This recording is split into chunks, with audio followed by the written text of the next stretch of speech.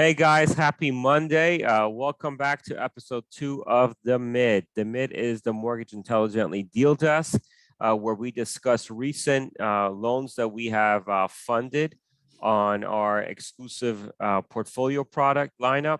And today we're going to talk to Ray about a scenario that he had that was extremely complicated. It was one borrower looking to acquire and refinance multiple properties in his portfolio of homes.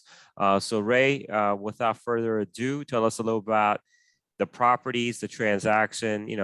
Let's start with the states they were involved in. Yeah, sure. So it was a primary residence. It was a cash out on a primary residence in Maryland.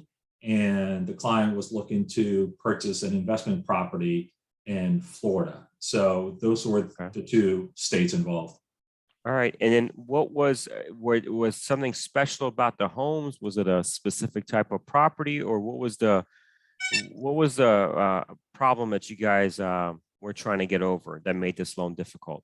Sure. So it was not a unique property. The issue was with the transactions as a whole, we're really just showing income in order to qualify for both transactions, even the cash out refinance. The particular client is actually an owner of a real estate brokerage company in Maryland. And, although they have, lots of revenue into the business account, once self-employed, just didn't show sufficient income on their 1040s on their personal tax returns in order to qualify either for the cash out refinance on the primary residence nor for the purchase of the investment property. Okay, so you did two transactions in this one. You took money out of his primary to help him purchase an investment in Florida. Correct. He wanted to pull out some equity from the primary residence, which he had lots of equity in order to use those funds for the down payment for the purchase of the investment property down in Florida. That's right. I got you. Okay. Usually we talk about, hey, did you save any commission? Because we're always rescuing our partners' commissions. But here it seemed like we're doing more than rescuing commission. We are, what were we doing? What did we help rescue or solve here? Yeah. So, well, we definitely rescue commission, but, definitely from the listing agent, right, for the property purchased down in Florida, being that he was a realtor, didn't really necessarily rescue his commission. But what we did rescue was the fact that he was about to use a hard money loan, right, with like a 6 months, 12-month balloon to purchase the property down in Florida. And his intention is not to flip the property. His intention is to hold on to the property, right? So within the next 12 months, he would have needed to do something, another hard money loan or something else of that nature, just to find some sort of financing for the property. So what we were able to do with our MCF exclusive portfolio program is put him into a 30-year fixed rate mortgage where, he saved obviously a ton of money, and not just upfront fees, but obviously long-term, not having to refinance. And clearly, obviously, we all know what the hard money interest rates look like. His rate is, less than half of that. So. Absolutely. So we did save him from a hard money deal and volatility that comes with that. Now, you mentioned that his goal is not flipping, but it's also to hold. So I know the answer, but for our audience, how can an investor use these loans that we offer, to build a real estate portfolio? Yeah, sure, Amir. So for this particular client, he actually does have a portfolio of properties, which he I think he had about 15 properties, and about, 8 or 9 of them were in or are currently in hard money loans. So one of the benefits is we're also in the process of flipping those out of those hard money loans into our exclusive MCF portfolio program. Now, because he doesn't show any income on his tax returns, right?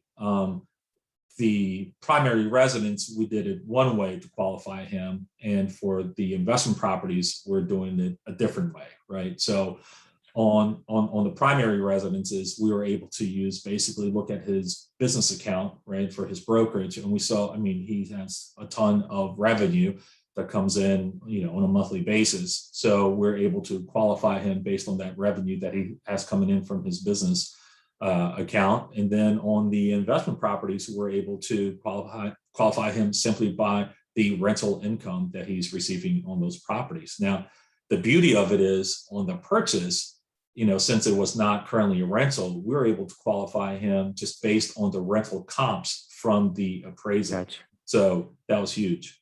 So the potential rental, you don't need to have a tenant in place when you're buying a property. Correct. Okay, That's perfect. exactly right. So that we discussed that. Now, just some high pointers to everyone that's listening to this to take away from what Ray just mentioned. There is no limit for us on how many properties you own. I get this, and I'm sure you do as well, Ray, too. That, hey, I have 20 finance homes. Can you give me a loan? My bank told me no. What do you answer them usually when that happens? Yeah, I mean, just like your answer, Amir. Yeah, absolutely. Of course we can. Yeah, there's no limit on the number of properties you can own. None of these transactions are going through Fannie Mae or Freddie Mac or any of the housing agencies, right? So, yeah, no limit on number of properties. We welcome investors, whether they're looking to flip or holding on, we welcome all those transactions. All right. Well, great job, Ray. Successful 2 deals. And we kept adding to this gentleman's portfolio. A saved listing agent's commission and also saved this borrower from a hard money loan.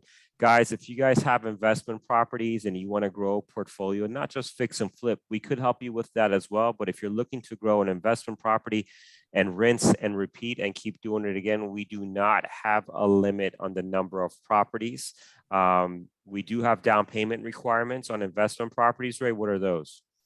So, the down payments definitely are based off of credit score criteria, right? Okay. So, but the down payments are anywhere from 20% up to 30%, depending on the borrower's credit scores. Right. Guys, 20 to 30%, obviously credit score, it has to jive with your credit score.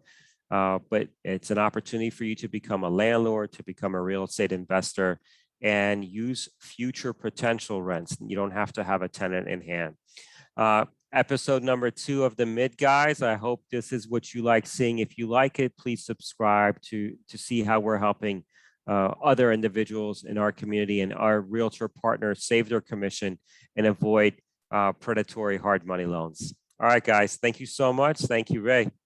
Yeah. Thanks, Amir. Thanks, everybody, for tuning in.